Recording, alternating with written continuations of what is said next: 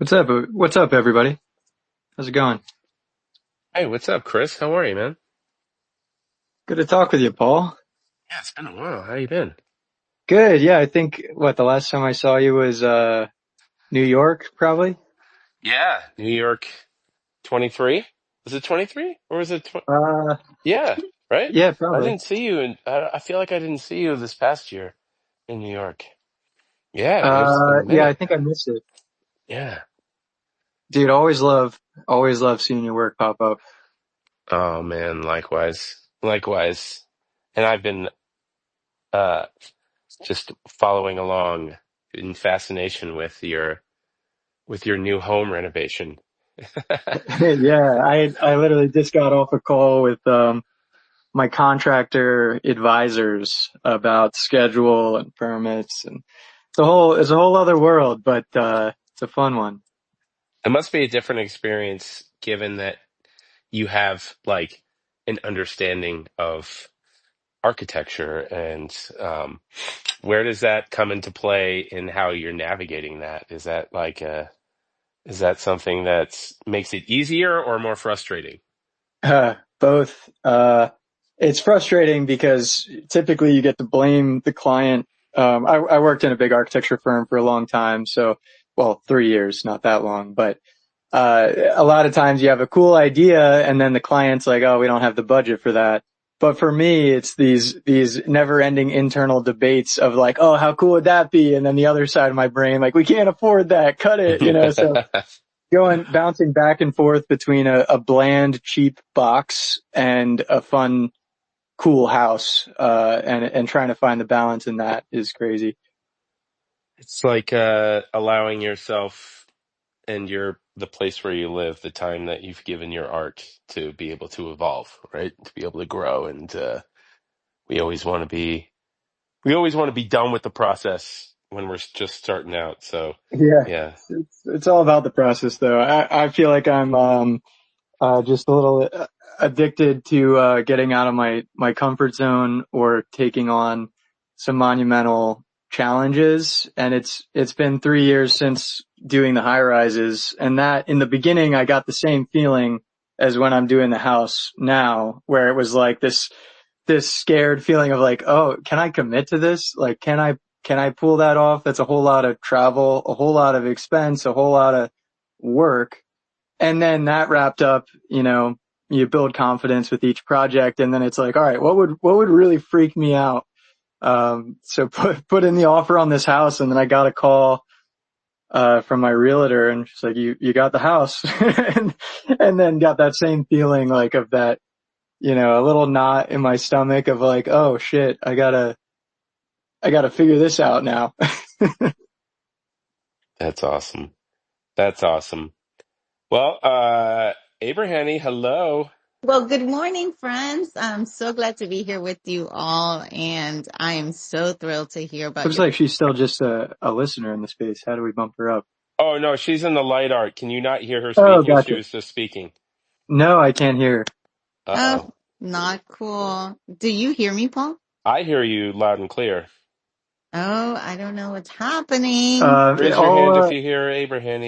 Give me a hands up. Anybody down in the audience? It's the voice behind light art. If you hear, Uh-oh. No hands up. Oh, we got a thumbs up from Matt. Oh, and Chris. Okay, thank you. yeah, Thanks. should I try to rejoin maybe? Yeah, why don't you hop out and then come right back in? We promise we won't go anywhere. very cool. Well, thank you guys for joining us. Thank you, Christopher, for being here. Thank you, Uncle Matt, for being here, and Louis, thank you for being here and joining us while we correct some of these technical issues that we always have with Twitter Spaces. Never a dull moment around here. Thank you guys for joining us. We're very excited. Hi, Chris. Welcome back. I hope you can hear me now. Hey, loud and clear. Glad Nice. Okay. that got resolved.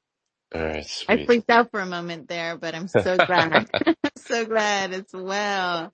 Listen, you were talking Nice. about remodeling. I am not remodeling. We're just painting the house and redoing the floors, and that is a hot mess. And so I can't even imagine. all that you are working on. But I did see some of your videos on your row home remodel in Philly, which I'm so happy that you're doing that because it's so you. I love seeing that. And your joy and excitement for your new project. I can't wait to get started and hear how's it going, and all the progress. But since it's based and recorded and people come back to listen, how about we start from the top and reel it back a little bit? And I'm going to have Paul get us started. Yeah, absolutely. Thank you. Thank you, Annie. I'm not painting or remodeling anything at the moment, just trying to keep the house I'm living in from falling apart. But yeah, Chris, again, thank you so much for coming, for being a part of this space. We love having artists come in, and we absolutely love to learn about them, which will lead us to our first question, which is, who are you? Who is Chris Hytha? What are you doing? What's going on? How'd you get here?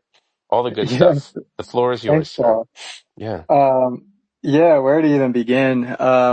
I grew up in a creative family. My parents were musicians for a long time, and then they realized that they couldn't really support themselves on music, although it was their passion, and they still gig out and do it all the time. But my dad started renovating houses. So all my childhood, I watched my dad kind of like build this new reality, like watching, additions get built or like old, similar to Philly, a lot of like old Victorian row homes, that were dilapidated that he would work on for a year or two and bring them back to life. So that really inspired me to get into architecture.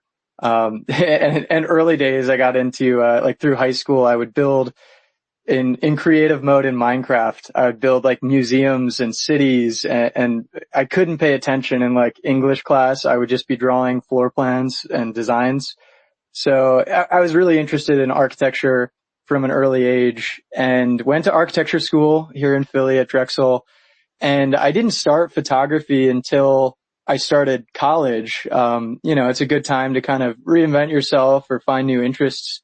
And it wasn't even that I loved photography, but more so it was an outlet to express my love for buildings and for cities. I dreamed of living in a city as a kid. So once I got there, just a kid with his bike, I felt an enormous excitement to just explore the city and photograph. And I got into like the urbex scene of sneaking into abandoned warehouses and factories in North Philadelphia and some building rooftops and just exploring every aspect of the city that I loved. And then eventually I realized that it was more of a challenge to create cool images without having to get access to an interesting location.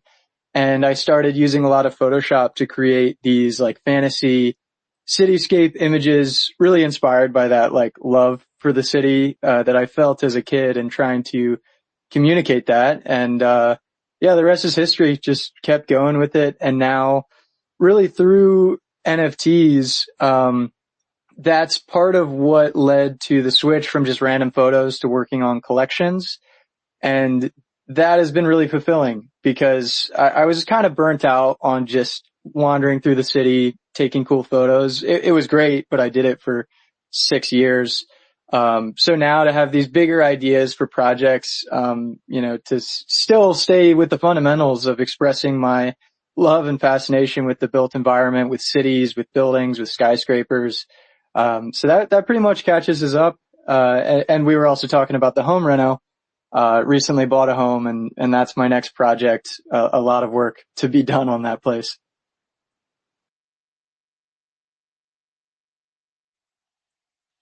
That's awesome. Um, I didn't realize that it's interesting. I always find it really interesting when people come from creative homes and like the different levels of creativity that are present.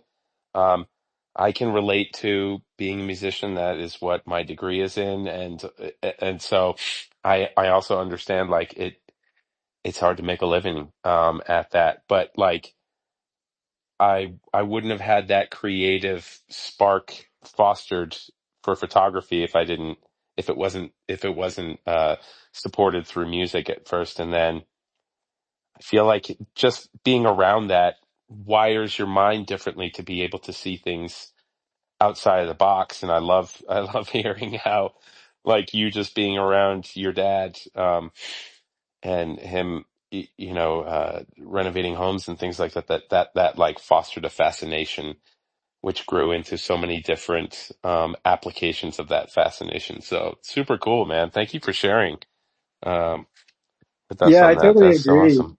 about just creative homes. And I think creativity like can express itself in many ways. And it's more just the mindset of like wanting to make things, right? And so I started playing music as well, kind of following in their footsteps, but eventually found, photography and visual art as a more natural expression of that creativity. That's so amazing. I'm also a creative, but I started out singing and my dad sang in the church choir. So obviously the daughters all had to sing church choir, and that began a journey of creativity within me. But, I love hearing how much an impact that has in your trajectory as you initiated your artistry. Um, but taking what you've done IRL into a Web3 space, so different, so new, the tech and all, how did you enter the NFT space? So a lot of it was about community. And it was really interesting because it's kind of like you don't know what you're working towards until it happens. So I spent, 6 years before, learning about NFTs and before 2021. And through that time, just doing art for the passion of it, never really making much money on it, working a full-time job in architecture. I think in, cities across the US and around the world, the cream rises to the top, so to speak. And through feature pages on Instagram, kind of in the earlier days, like all these great artists start discovering each other. So I was able to build a network of these really great artists that I really admired and learned from and was able to have, dialogue with. Um, then to see in 2020, 2021, all those same people that had been, putting in the work just for the passion of it start to sell their work in this new space, and create collections of their bodies of work. That was just such a beautiful, beautiful time to see. And that's really what got me into it when I saw, my role models and internet friends here, and doing well for themselves and finally kind of getting the value they deserve because it's, really kind of selfless in the beginning. You know that we were all doing it for the right reasons because, maybe you can sell a print here or there, but none of us, maybe some, I don't want to speak for everyone, but I know a lot of us were doing it for the passion, and really just as a hobby because we loved it. So that's really how I got involved.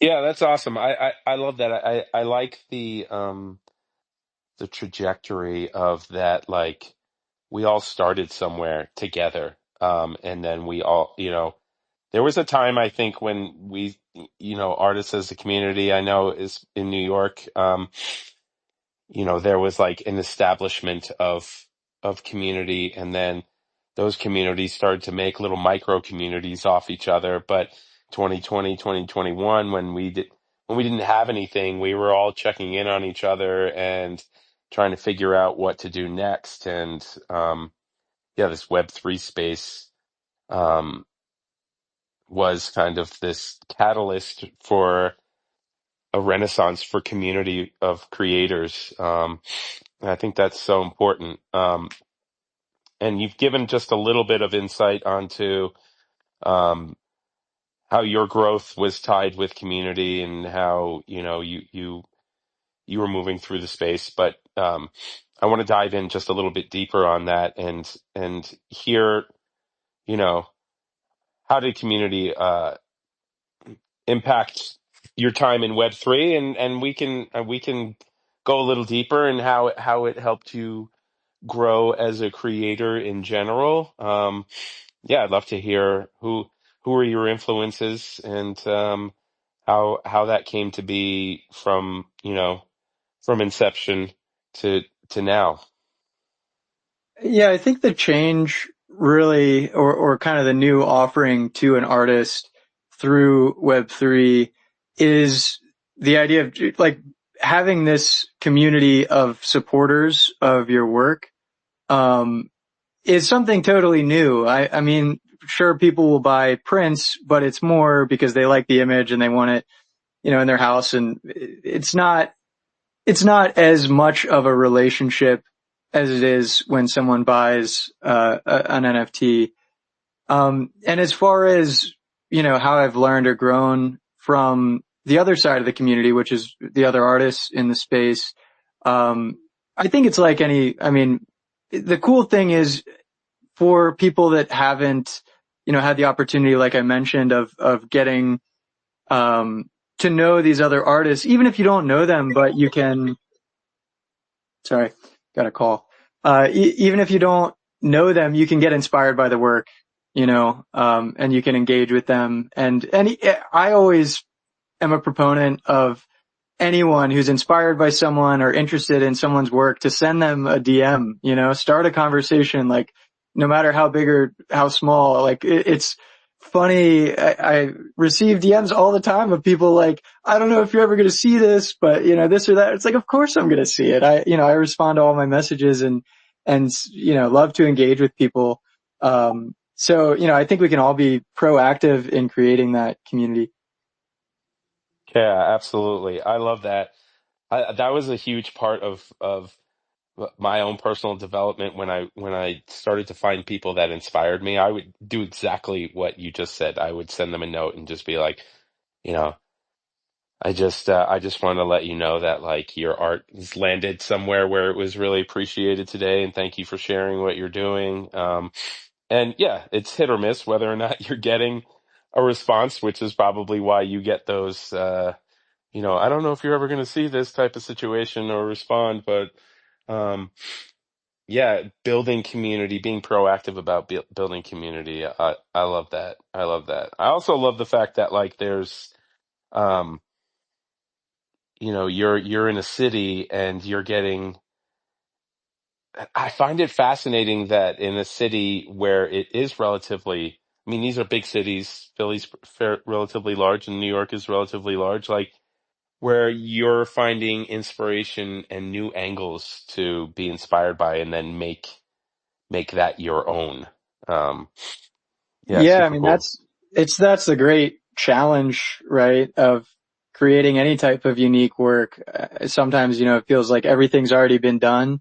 But I always like to think about how you can bring your background, whatever it might be, into like I just think great ideas come from the cross pollination of disciplines. Like if you're coming with a music background, how does that change the way you see the world?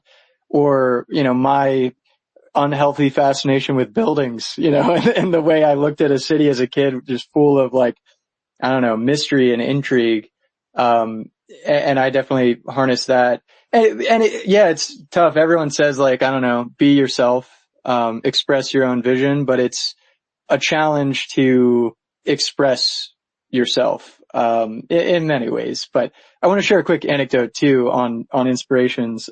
Mike, Mind's Eye, was my biggest inspiration uh, when I started. And I have DMs from him probably like 2016. I was maybe a year into photography, and like I think he didn't get back to my first message, and then I like kept sending him messages, and eventually got to chat with him, and it's been incredible to come full circle now and to see him in the space as well as an artist that I look up to more than anyone else, and to see how well he's done.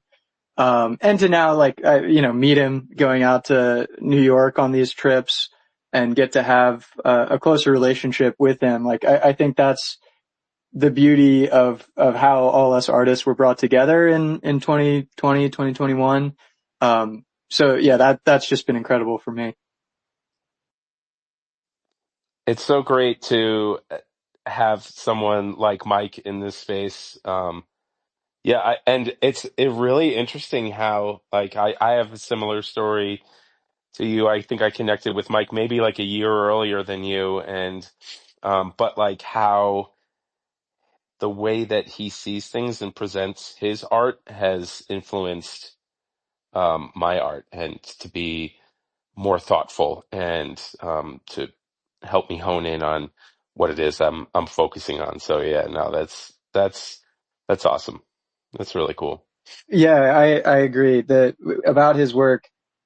Intention is the best word. I think like every little piece of the image is thought out. Like every piece has his fingerprints on it. And yeah, I agree. Just cleaning up images, like getting rid of trash, like creating these just beautiful, simple, intentional compositions with like incredible quality of light, all that. Yeah. And I see it in your work, and I'm sure you see that influence in mine. So, and I'm sure, I mean, with his following and how much his work gets out there, like he's inspired probably tens of thousands of creators. So yeah, shout out to Mike.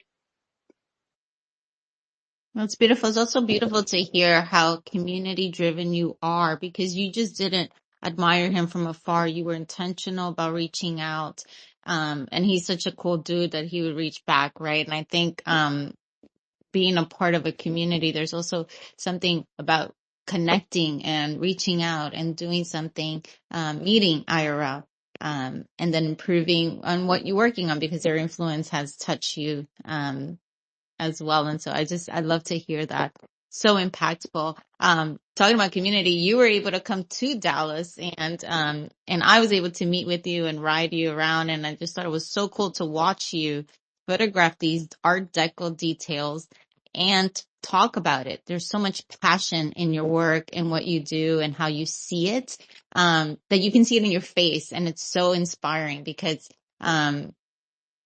you live it. You live your art, and it's just so beautiful. And that drives us to what you currently working on. You, at the time when you came, which was a few years ago, but you're working on your 3D projects for school, I believe, but it was also part of your personal project of what you were building. And so, tell us a little bit about what you're currently working on.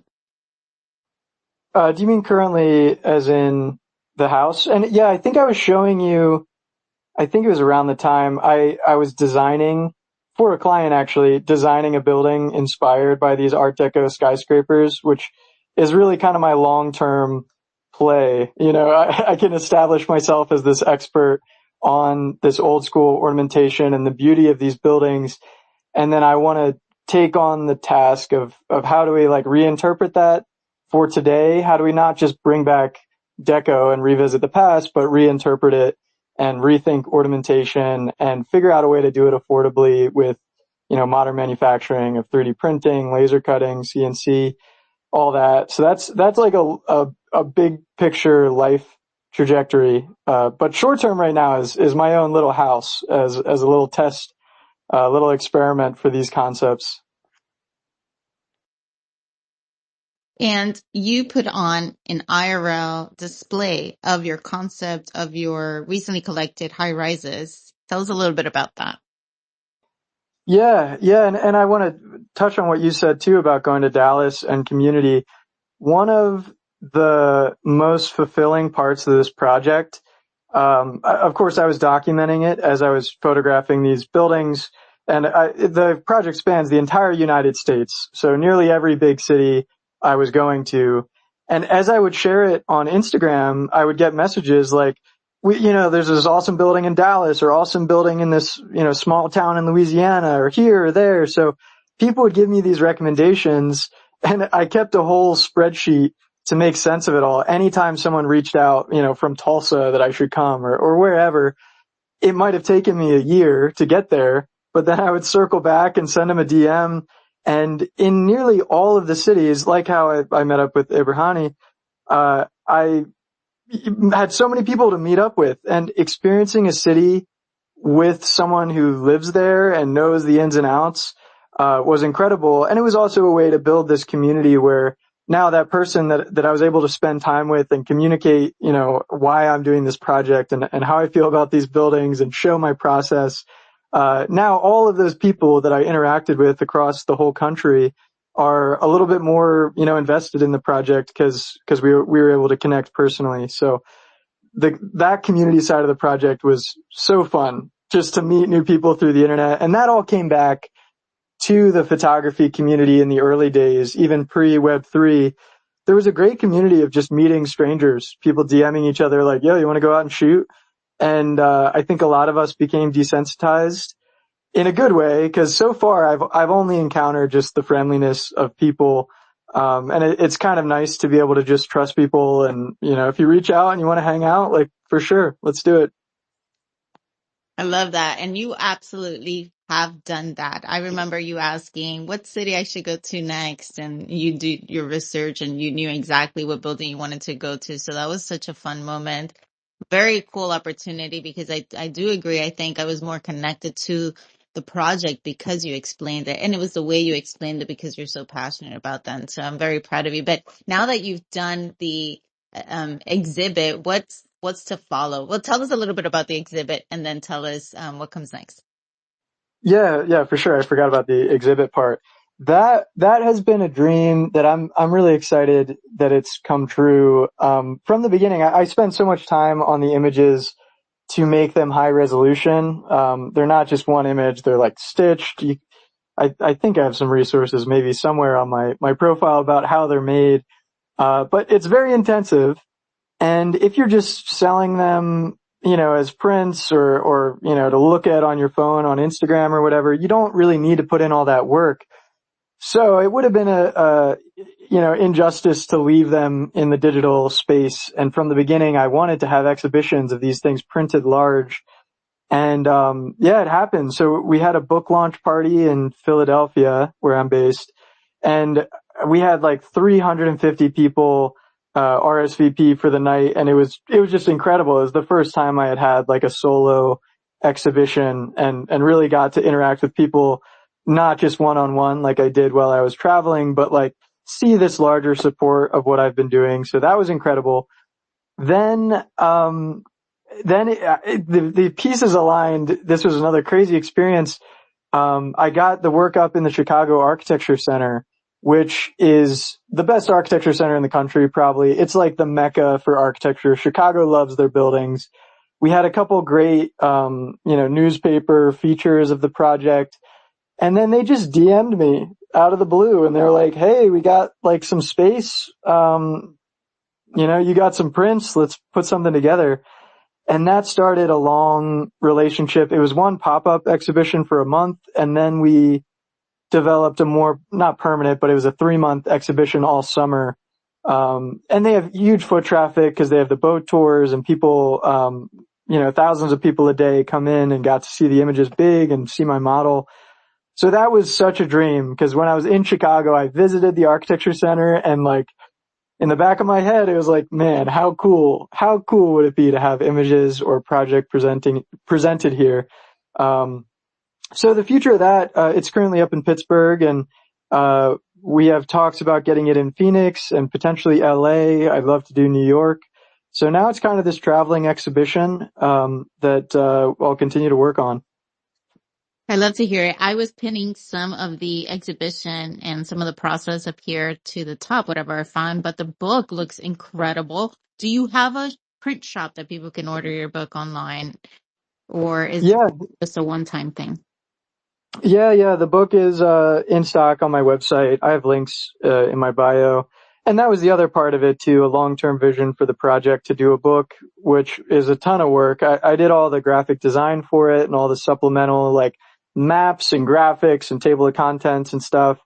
I worked with an author, Mark Hauser, too, to write the stories of each of these buildings. So the book isn't just beautiful visuals. It's also an opportunity to learn about each of these skyscrapers and how they came to be. It was in pre-order, the past few months, and we just finished production, on the second printing and getting them out for the holidays.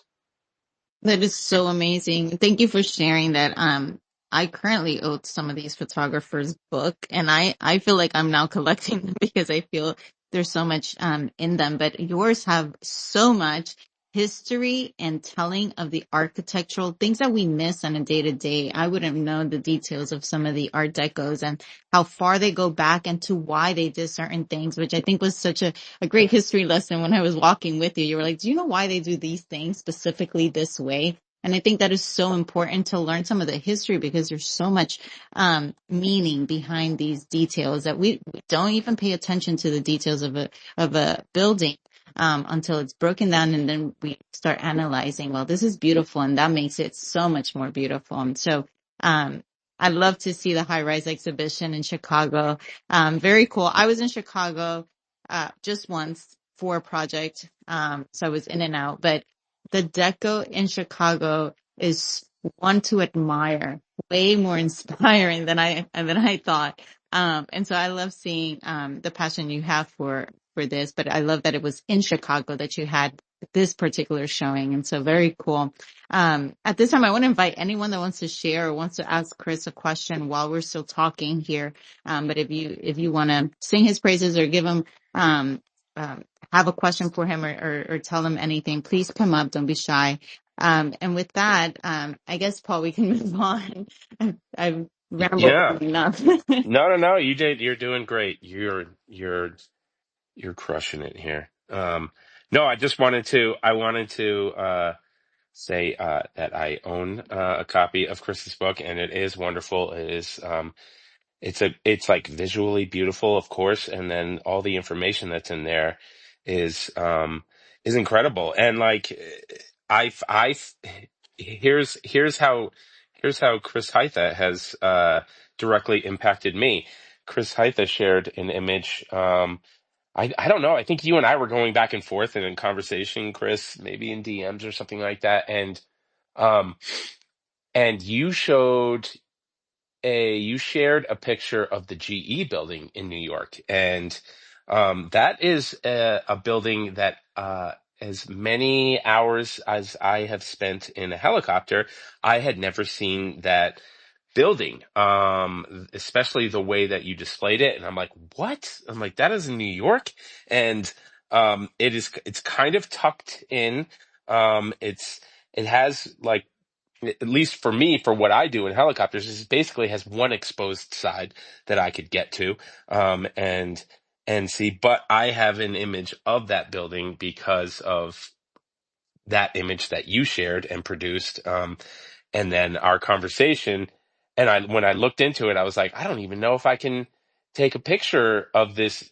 And I found it, like, I was like, I know it's around here somewhere. When I found it, I was like, oh my gosh, I can get a picture of this. So it's because of you that I have an image that I enjoy. And that building is bananas. It's Yeah. crazy. And that's just like a testament of how many of these things we're overlooking. Like, I remember, I think it was in DMs, and I was like, I was shocked that you didn't know of it, because I was like, dude, you're looking at the skyline all the time. But you're right that it's kind of tucked in there. And there were so many buildings that, as a skyscraper enthusiast, even before the book, that I discovered and had that same reaction. Like, wow, I didn't know that's it. Like, there's one in Rochester, New York, which I would have never had a reason to go there. I didn't know that Rochester, in the middle of the city, they have this big waterfall. It's super cool. And they have this Art Deco building that looks like something out of like Lord of the Rings.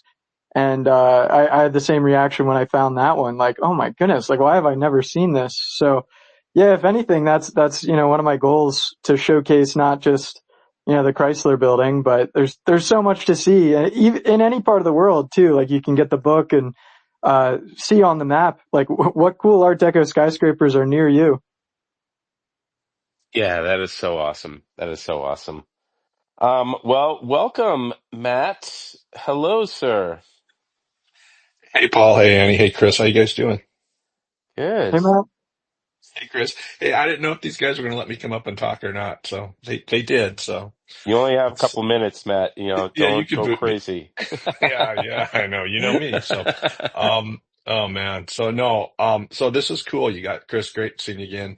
I'm kind of bummed out at Twitter, or X, been bummed out for a while, but it seems like our posts I mean, let's just call it what it is. Our post got almost no views this morning, but we'll get people on and listen to the recording. So that'll be great. This is just a fantastic space. Um, so I wanted to point out, Chris, and if you want to comment, that's great.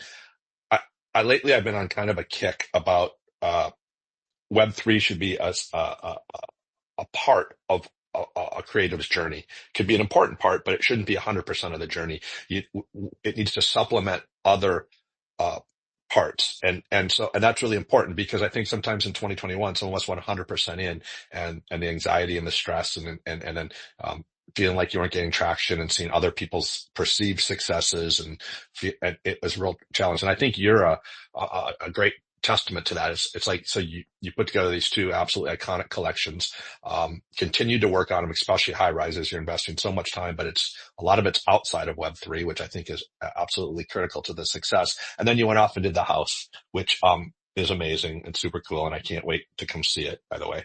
And I just think, and so now all of a sudden, Web3 where people have very short attention spans, and yet high rise is only 1 or 2 years old. And, it's still very new in the grand scheme of things, but in Web3 it isn't.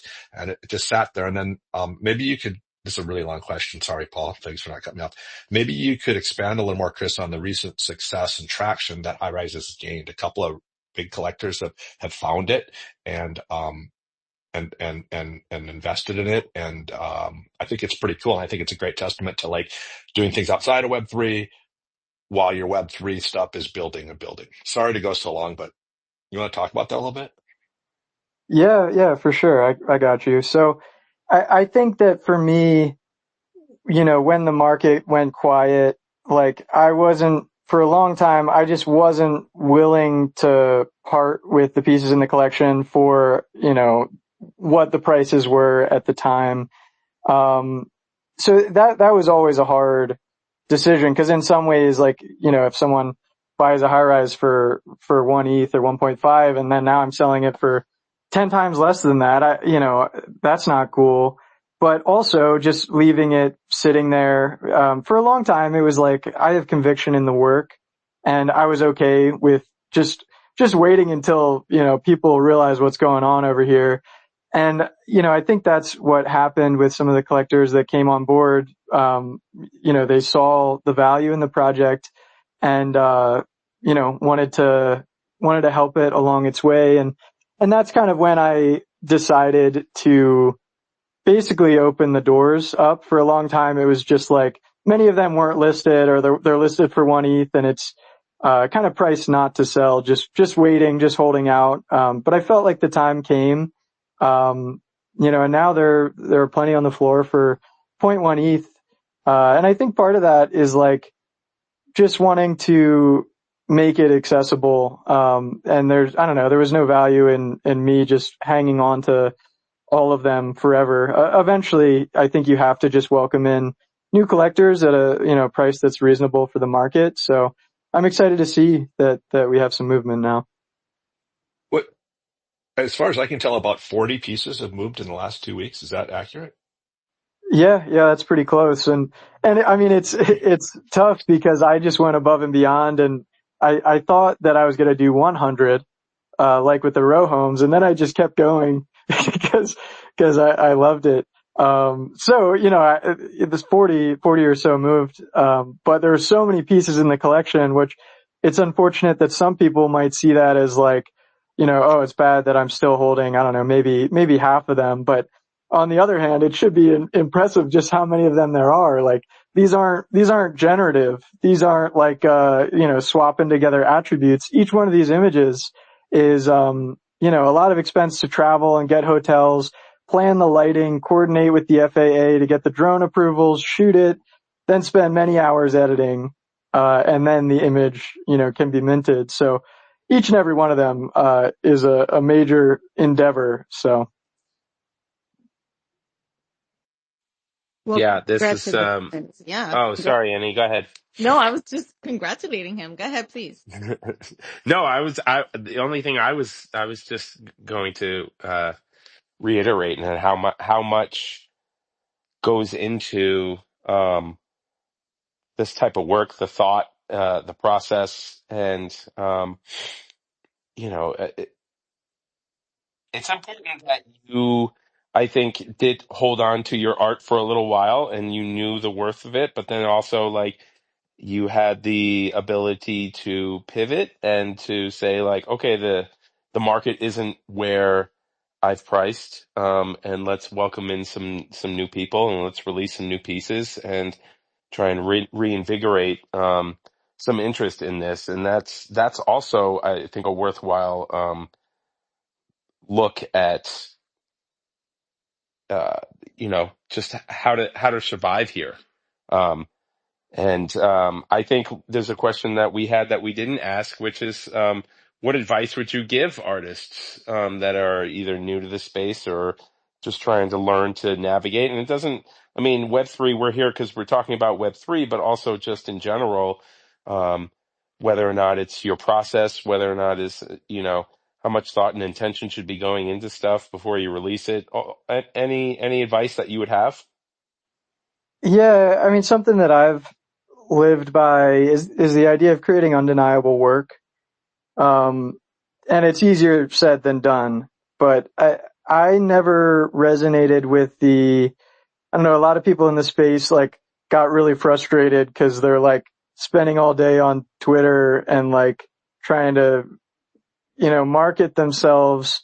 And I think I mean, sure, sometimes that's a necessary evil, I guess, but for me, I've never really done a lot of that. I always just focused on creating good work. And like, it's crazy. My whole life right now is really structured around it, where I just make work as good as I can make it. And if you can get it to a certain threshold, it's like the opportunities will come to you. And the passion is undeniable, and, the time spent.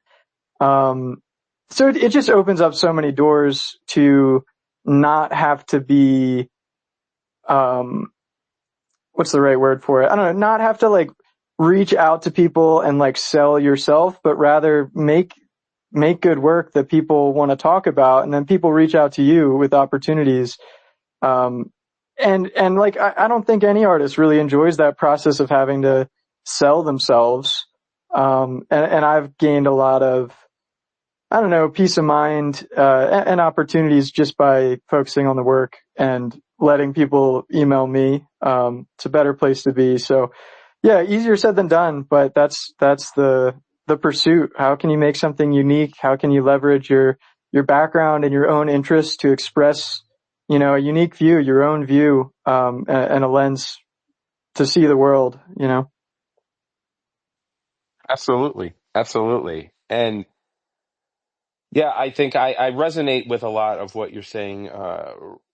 Even just like the idea of where we have these spoken and unspoken rules of how to be an artist in in this space, and then how to navigate being an artist in the world and how to use our creativity, yeah, in ways that is impactful, that will be remembered, and that leaves an impression. And sometimes the rules that we've been told don't don't always have to apply to us, and there can still be inroads to success. So, thanks for um, encouraging people to follow their vision first and foremost, because I think that's where we're going to get the most impactful version of what we're creating. Totally agree. And yeah, I want to pose the question. This is top of mind, because I put out a YouTube video yesterday and mentioned NFTs to, a non-NFT crowd. And I think just with all the, um, just media and how polarizing NFTs are, Web3 is, um, I think, I don't know what the answer is to it, but first, I guess to pick your brain on like what the mainstream's issue is. Cause I've always felt that art NFTs and like what I experienced when I saw all these great artists that I looked up to that had been doing this for no other reason than passion, finally like have some return on all this hard work and have their work valued. Like from the inside perspective, it was such a beautiful thing, to see, all these people that have been working so hard winning. But it seems like some people, I guess, NFTs are tainted by the scams or whatever, notions people have in their mind that the art side, like it's all lumped together. And in the video, it has like 20,000 views. So out of 20,000, kind of random people that are, interested in home reno, it was like 5 that were like, I need to unfollow you. Like like, I can't believe you hold different beliefs. And with each one of them, I'm like, where does this come from? What is the root of this? A lot of it was environmental, which I know ETH reduced its energy usage, with the merge, but still it's kind of inconclusive. I wish there was a better, like, hard number. Like, is it more damaging to the environment to send a print than to transfer an NFT? I don't know. So just floating that. I don't know if you guys have any thoughts. Right. That's a great question, Chris. We could talk about it forever, but I think it's just lack of knowledge and ignorance. And I don't say that in a mean or derogatory manner. It's just not understanding. And then it's a combination of in our community, there's the mix of, like you said, artists doing it for blockchain and because they believe in digital art, and then there's a gray line, and pretty soon you're into gambling. And I think the people that are so negative on it don't understand blockchain, um, and they just put it all together with its gambling, and it's degen behavior, and it's something they're not interested in. And I also think maybe they don't understand blockchain or even crypto, but they all heard of somebody who made a lot of money, and then they don't understand it, and so they have negative feelings because they're like, sometimes that anger or that resistance is actually, no, excuse me, the resistance is actually anger that they didn't figure it out. But with that being said, I think the key is blockchain, not crypto. And I mean, my guess is if you asked 100 people randomly, do you understand blockchain at all? It's probably a very, very low percentage of people that understand it. Until people really understand that, I think we're going to have resistance, and I don't know how long that's going to take. And then the second issue is obviously displaying them. If people start to understand blockchain or they start to be open to NFTs, I think another hangup is, well, wait a minute, I can only look at this on my phone, or I can only look at this on my computer. And while we're making progress, it's slow, but sooner or later there'll be great ways to display, and people will understand blockchain, and I believe it will be accepted. But this could be, I don't even know, 10 years, 20 years, 30 years. It could be a long time. Um, but that's my opinion, is it's lack of knowledge regarding blockchain.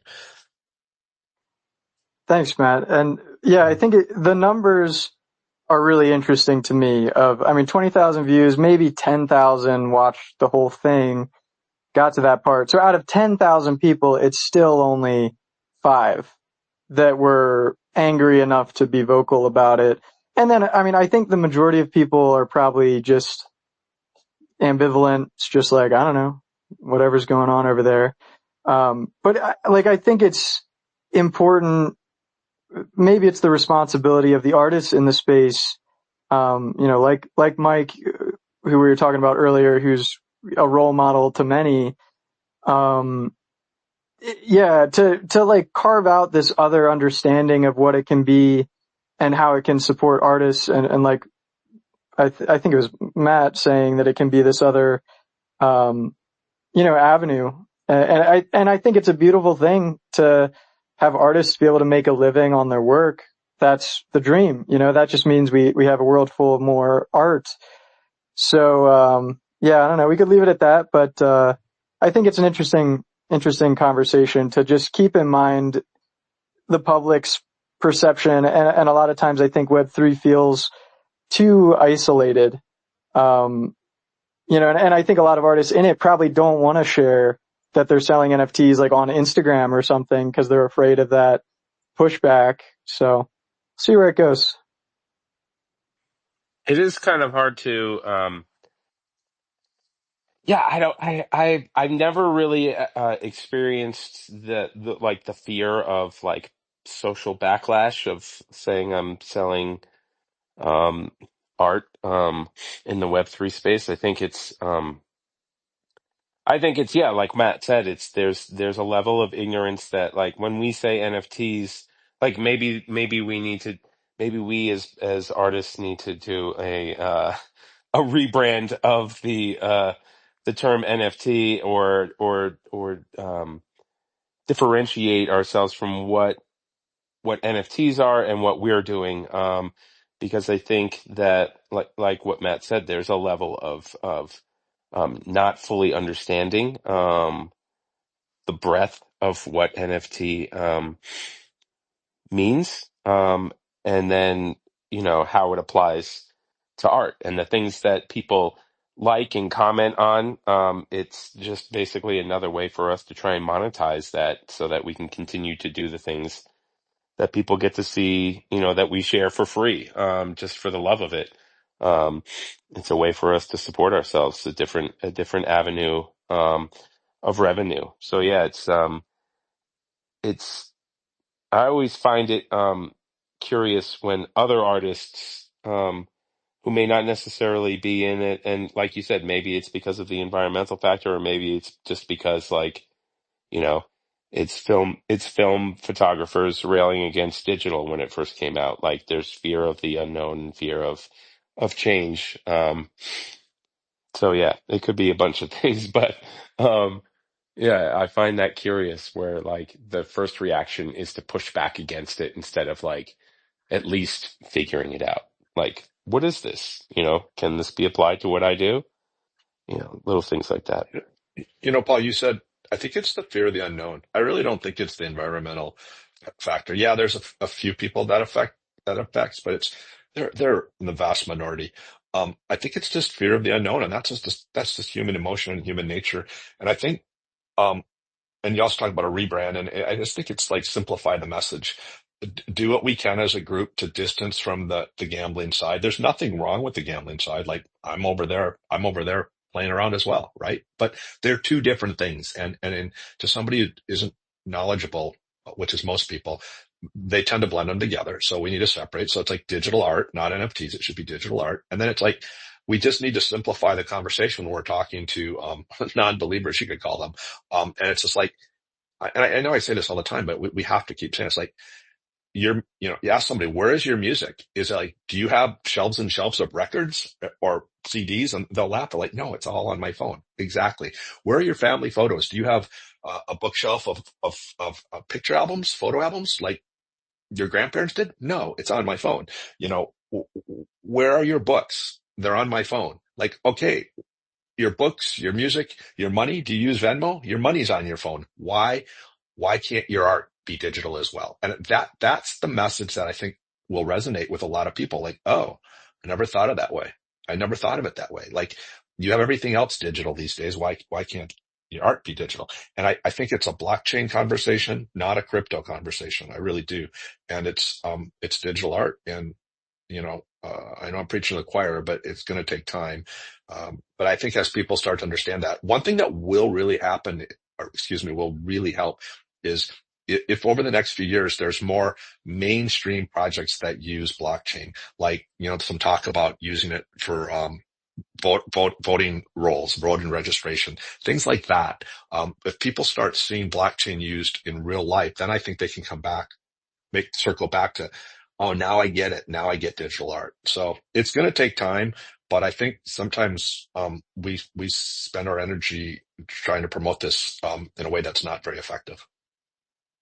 Yeah, I wanted to mention, and you mentioned it towards the end, was making it more mainstream, more projects or involved in more galleries that offer both digital and physical. Um, Yesterday, I saw so much news media regarding the McDonald's and Doodles. That brings another awareness to a mainstream crowd that doesn't understand blockchain, but now starts getting a whiff of the information through their advertisement, through their morning coffee cups. And Starbucks was also one of those mainstream projects that wanted to implement some sort of tokenization for using or being a loyal customer to Starbucks. So the more companies do this, like Nike, although they've stepped away, and I know that Starbucks stepped away in the bear market. Let's see what comes in this near future now that Bitcoin has some traction. But I think that the more mainstream these projects start introducing to the main public, some of these Web3 blockchain adaptation, I think we'll have a little bit more information for the public to understand how blockchain is used or could be used, the potential of where it could go. And I think that that's starting to happen. I think these are the conversations that were already initiated, like with white walls, how we can make it so seamless for people to show their art on big screen TVs. Well, this is their app, and so there now we start seeing how we can, as artists, show the work, but then also apply it to galleries. In New York, the same, the both physical and digital aspect was a part of this NFT gallery a couple months ago. And they did such a great job of introducing white walls with the screens, but not just that.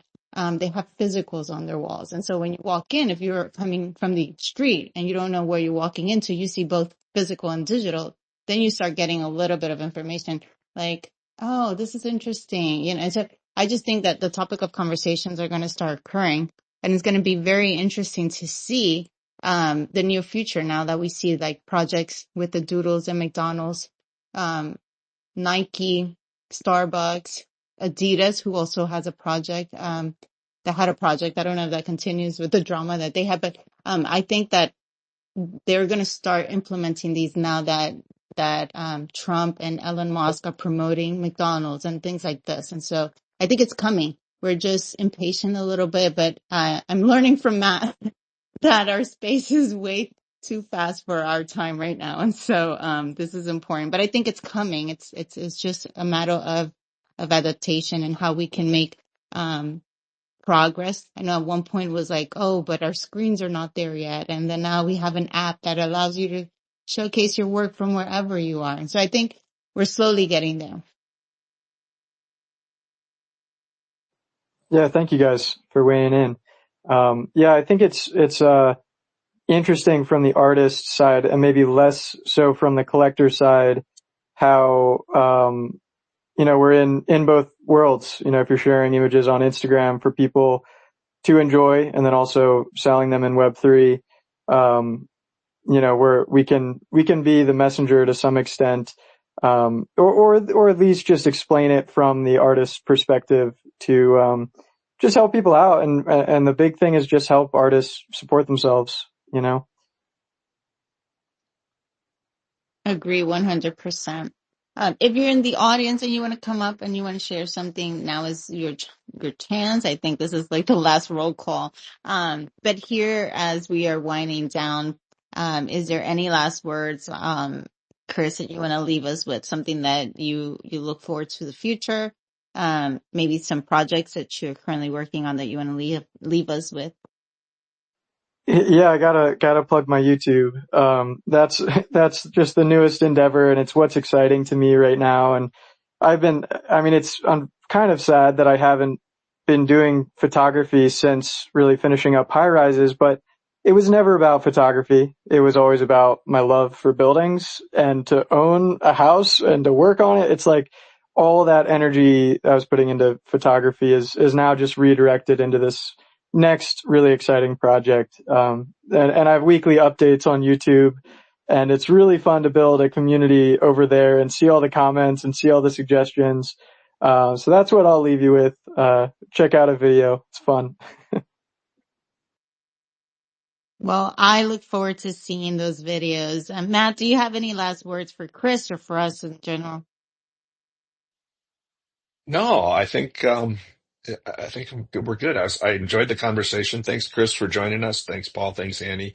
Um, I just love to sit and hang out and talk for an hour. I wish we could all of us in this room could be sitting at a coffee house talking, but this is not quite that good, but it's better than the alternative, which is not talking at all. So thanks for joining us. I enjoyed it. Hopefully everybody here did. And yeah, good luck and can't wait to see you guys all soon.